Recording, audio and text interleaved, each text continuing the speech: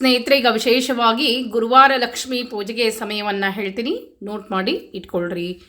ಮಾರ್ಗಶಿರ ಮಾಸದಲ್ಲಿ ಬರುವಂಥ 4 ಪೂಜೆಗಳಲ್ಲಿ ಈ ವಾರ 3ನೇ ವಾರ. 2 ಶುಕ್ಲ ಪಕ್ಷದಲ್ಲಿ, ಇನ್ನೆರಡು ಕೃಷ್ಣ ಪಕ್ಷದಲ್ಲಿ. ಈಗಾಗಲೇ 2 ಶುಕ್ಲ ಪಕ್ಷದಲ್ಲೇ ಮುಗಿಸಿರಿ.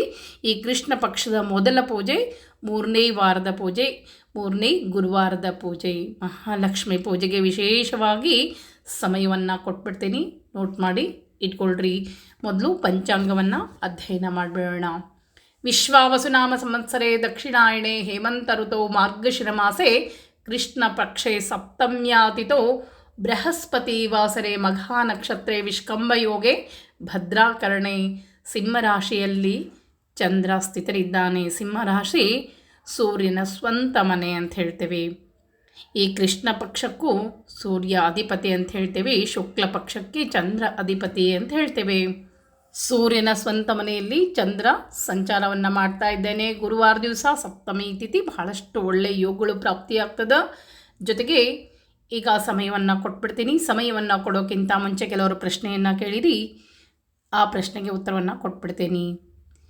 ಈ ಬಹಳಷ್ಟು ಜನರು ಈ ಪ್ರಶ್ನೆಯನ್ನು ಕೇಳಿರಿ, ಕಲಶಕ್ಕೆ ಇಟ್ಟ ಕಾಯಿ ಏನು ಪ್ರಥಮ ವಾರ ಏನು ಕಲಶಕ್ಕೆ ಇಟ್ಟ ಕಾಯಿ ಅದಲ್ಲ, ಅದನ್ನೇ ಇಟ್ಟು ನಾನು 4 ವಾರ ಕೂಡ ಅದನ್ನೇ ಇಟ್ಟು ಪೂಜೆಯನ್ನು ಮಾಡಬಹುದಾ ಅಂತ ಪ್ರಶ್ನೆ ಕೇಳಿರಿ.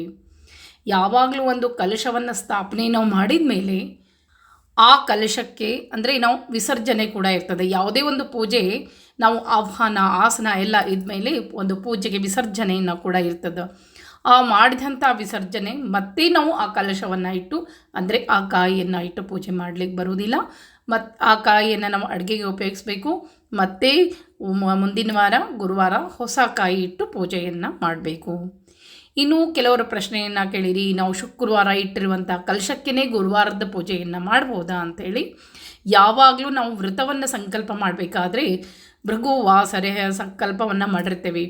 ಅದಕ್ಕೆ ನಾವು ಮತ್ತೆ ಗುರುವಾರದ ಪೂಜೆಯನ್ನು ಮಾಡಲಿಕ್ಕೆ ಬರುವುದಿಲ್ಲ. ಯಾಕಂದರೆ ನಾವು ಎಲ್ಲವೂ ಹೊಸದಾಗಿಯೇ ಮಾಡಬೇಕಾಗ್ತದೆ. ಒಂದು ವೃತ್ತದಿಂದ ಮತ್ತೊಂದು ವೃತ್ತ ಬೇರೆಯೇ ಆಗ್ತದೆ.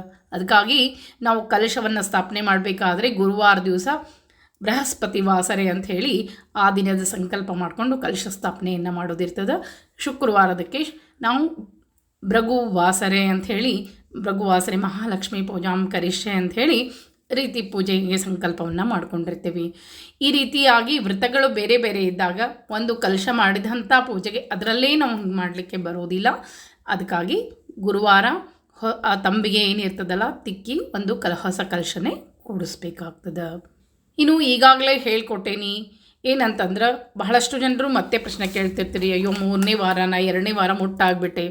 ಈಗಾಗಲೇ ಬೇಕಾದಷ್ಟು ಸಲ ಹೇಳೇನಿ, ಆದರೂ ಕೂಡ ಕೇಳ್ತೀರಿ, ಸರಿಯಾಗಿ ವಿಡಿಯೋವನ್ನು ನೋಡೋದಿಲ್ಲ.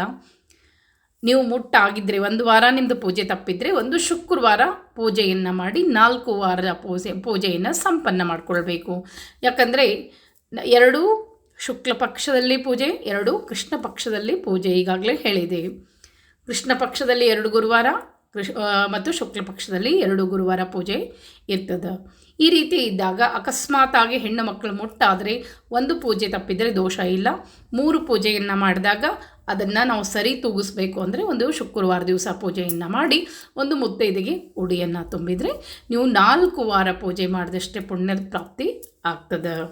ಇನ್ನು ಕಾರಣಾಂತರದಿಂದ ಏನೋ ಒಂದು ಎಲ್ಲೋ ಹೋಗುವಂಥ ಪ್ರಸಂಗ ಬಂದಿತ್ತು, ಮದುವೆ ಎಲ್ಲೋ ಒಂದು ಫಂಕ್ಷನಿಗೆ ಹೋಗ್ತೀರಿ, 1 ವಾರ ಬಿಟ್ಟಿದ್ರೆ ಅದನ್ನು ಕೂಡ ಒಂದು ಶುಕ್ರವಾರ ಮಾಡಿಕೊಂಡು ಸರಿ ತೂಗಿಸ್ಕೊಳ್ಬಹುದು. ಇನ್ನು ಸಮಯವನ್ನು ಕೊಟ್ಬಿಡ್ತೀನಿ, ನೋಟ್ ಮಾಡಿ ಇಟ್ಕೊಳ್ರಿ. ಮೊದಲೇ ಸಮಯ ಬ್ರಾಹ್ಮಿ ಮುಹೂರ್ತ ಅಂತ ಹೇಳ್ತೇವೆ. ಬೆಳಗ್ಗೆ 5:24 6 ಗಂಟೆ 12 ವಿಶೇಷವಾಗಿ ಬ್ರಹ್ಮ ಮುಹೂರ್ತ, ಬ್ರಾಹ್ಮಿ ಮುಹೂರ್ತ ಅಂತಲೇ ಕರೆಯಲ್ಪಡ್ತದೆ. ಬಹಳಷ್ಟು ವಿಶೇಷ ಯೋಗಗಳು ಪ್ರಾಪ್ತಿಯಾಗ್ತಿರ್ತದೆ. 2ನೇ ಮುಹೂರ್ತ 9 ಗಂಟೆ 5 11 ಗಂಟೆ 2 ವಿಶೇಷವಾಗಿ ಇದು ಕೂಡ ನಮಗೆ ಮಕರ ಲಗ್ನ ಪ್ರಾಪ್ತಿಯಾಗಲಿಕ್ಕತ್ತದ. ಇಲ್ಲಿ ವಿಶೇಷ ಯೋಗಗಳು ನಮಗೆ ಸಿಗ್ತಾ ಇದೆ.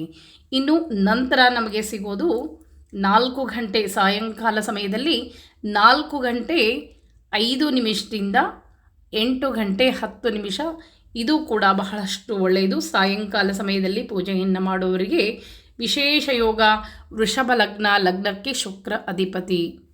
ಇವಿಷ್ಟು ಆ ದಿನದ ವಿಶೇಷ ಯೋಗಗಳು ಅಂತ ಹೇಳ್ತೀವಿ. ಸಾಯಂಕಾಲ ಸಮಯದಲ್ಲಿ ನೀವು ಸ್ವಲ್ಪ ಹೆಚ್ಚು ಸಮಯವನ್ನು ತೆಗೆದುಕೊಳ್ಬೋದು. ಅಂದರೆ 4 ಗಂಟೆಯಿಂದ 6:30, 7 ಈ ರೀತಿಯಾಗಿ ಪೂಜೆಯನ್ನು ಮುಗಿಸ್ಬೋದು. ಕೂಡ ಯಾಕಂದರೆ ಮುಂದಿನ ಒಳ್ಳೆ ಮುಹೂರ್ತನೇ ನಮಗೆ ಪ್ರಾಪ್ತಿಯಾಗ್ಲಿಕ್ಕದ. ಸಮಯ ಸ್ವಲ್ಪ ಹೆಚ್ಚು ತೊಗೊಂಡ್ರು ನಡೀತದೆ. 7 ಗಂಟೆ, 7 ಗಂಟೆ 15 ನಿಮಿಷ ಈ ರೀತಿಯಾಗಿ ಸಾಯಂ ಸಂಧ್ಯಾ ಸಮಯ ಅಂದರೆ ಲಕ್ಷ್ಮೀ ಬರೋ ಸಮಯ ಅಂತಲೂ ಕೂಡ ಹೇಳ್ತೇವೆ. ಆ ಸಮಯ 7-7:30ವರೆಗೂ ನೀವು ಪೂಜೆಯನ್ನು ಮಾಡ್ಬೋದು. ಇವಿಷ್ಟು ವಿಶೇಷ ಮುಹೂರ್ತಗಳು. ಪೂರ್ಣವಿರವಾಗಿ ಆ ದಿನದ ವಿಶೇಷತೆಯನ್ನು ತಿಳಿಸ್ಕೊಟ್ಟೇನಿ. ಮತ್ತೆ ಮುಂದಿನ ವಿಡಿಯೋದಲ್ಲಿ ಸಿಗ್ತೀನಿ. ನಮಸ್ಕಾರ.